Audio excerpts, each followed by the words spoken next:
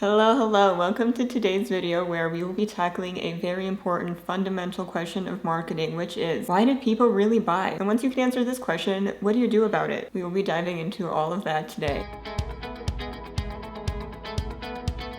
Of course, the first most obvious point is that the customer has to want what you're selling. But it's not that simple, because what if the customer doesn't know what they want, or they don't know that they want it yet? So what actually sets people on the path to purchasing something? The first thing is usually a trigger event. A trigger event is when someone goes from being unaware that they have a problem to finally realizing, oh, this is a pain point for me.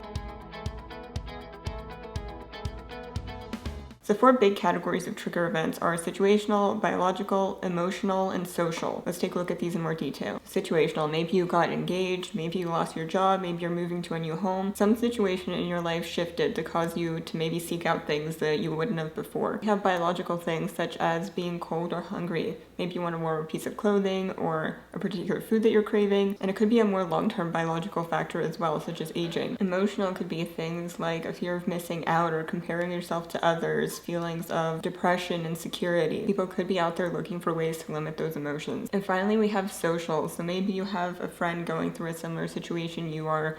Maybe you had an argument with your boss, an event happened in your family. Situations from any of these categories could cause you to go problem solving. And as soon as the customer realizes they have a problem and start looking for a solution, that's when you want to get in front of them.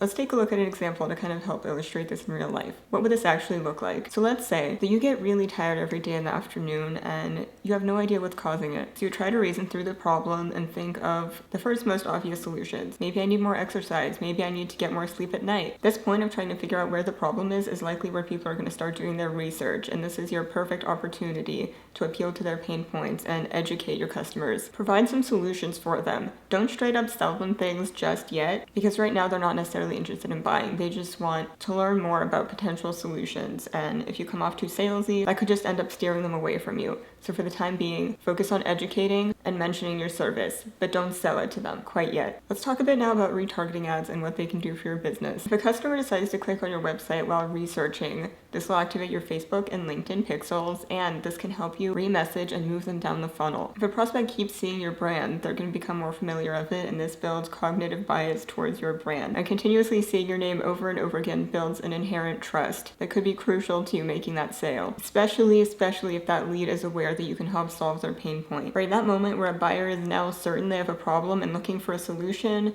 that's the sweet spot. It's time to swoop in. So we're in the marketing sweet spot, right? But how do you ensure that you get your buyer's attention? Let's take a look at a shocking figure that states that the average person in 2021 sees 6,000 to 10,000 ads every day. Just out of curiosity and for comparison, I did a little bit of research into how many words the average person speaks in a day, and the figure came out to be 16,000. That means that the number of ads that we encounter daily ranges anywhere from 37.5 to 62.5% of the words that we speak. That is crazy. That is so much for any single person to process. And yet we all go through this every day. So how do we break that barrier and reach our customer amongst the how many thousands of other ads they're seeing every day? Well, here's the thing that makes it really tricky. We've all gotten very good at ignoring marketing messages. There is just no humanly possible way for us to process and give full attention to every one of those ads. And so what do buyers actually pay attention to? Something that will solve their problems. Our brains tend to be a lot more conscious of the things that we're already thinking about constantly. So once your buyer is looking for something, they're going to notice that popping out at them a lot more than everything else that doesn't necessarily have any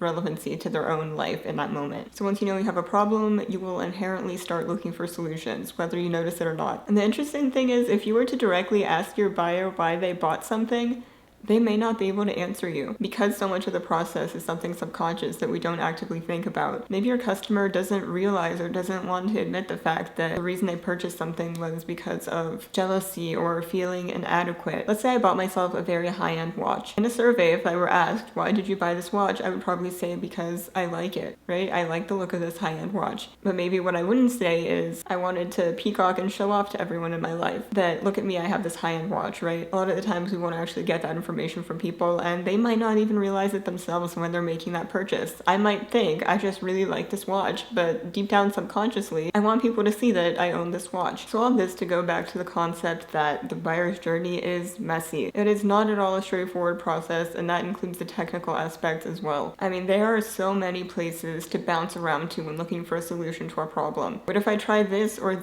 maybe this is the problem. Let's backtrack for a second to the person who was getting really tired during the day. Once they realized that this was a problem, there was a variety of things that they could have tried. Maybe they went to bed earlier. Maybe they signed up for a gym membership. And they're going to give some time to see if those solutions work before they move on to look for a new one, assuming that those things weren't already a solution. Right, so the search continues, and this is where things start getting a little more specific. Maybe that person now sees an ad for an energy drink to boost your energy throughout the day, and they realize, hey, maybe that's what I was looking for. In that situation, if you're specifically marketing an energy drink, you've lucked out, because that's exactly what that person thinks that they need. This would, however, be considered a more bottom stage of the marketing funnel because it can be a bit expensive to bid on such specific keywords, such as a particular energy drink. But if that's the stage your customer's at, then it can pay off. In this situation, you'd really need to know your customer. Speaking of knowing your customers, here's a quick tip for something that does not work very well when you're trying to profile your potential customers. Demographics are a no-go. Let's take a look at this example real quick.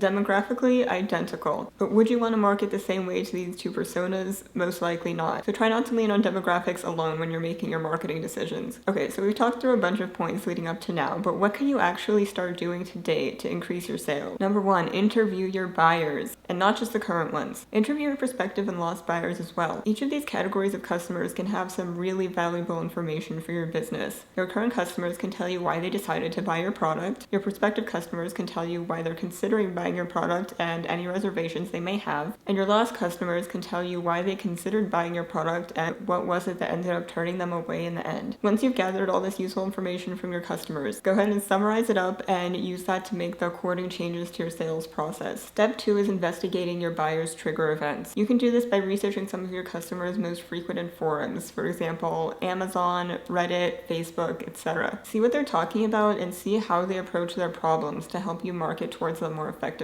Step 3, you want to track your customers' buying triggers. Right, so now that you know your customers' buying triggers, you can set up some tracking systems that can alert you when a customer may be in the buying process. So you can set up Google Alerts for your business's keywords, and you can also track keywords in Facebook groups using Grouply. If you're in the B2B space, you can use tools like LeadSift and LinkedIn Navigator, which will help you identify prospects who have signaled an intent to buy. Finally, number 4 is create timely campaigns and content. So what's really useful about knowing your customer's trigger event is that now you can narrow your scope. You don't have to throw out this massive net and just hope to catch some prospects. You know exactly how to speak to them and their pain points, and another great tool is timing. For example, things like holidays or back to school. Market to your customers at the time that they would be looking for their product or service. So what is the ultimate takeaway from everything we've gone over in this video? Know your customer, know them well, and use that to drive your marketing and sales process. If you want easy access to all the information in this video and more, I will provide you with a link to our blog post on what motivates people to buy. We would love to chat with you and get to know more about you, your business, and how we can help it grow and scale. Alright, thank you so much for being here, and we'll see you next time.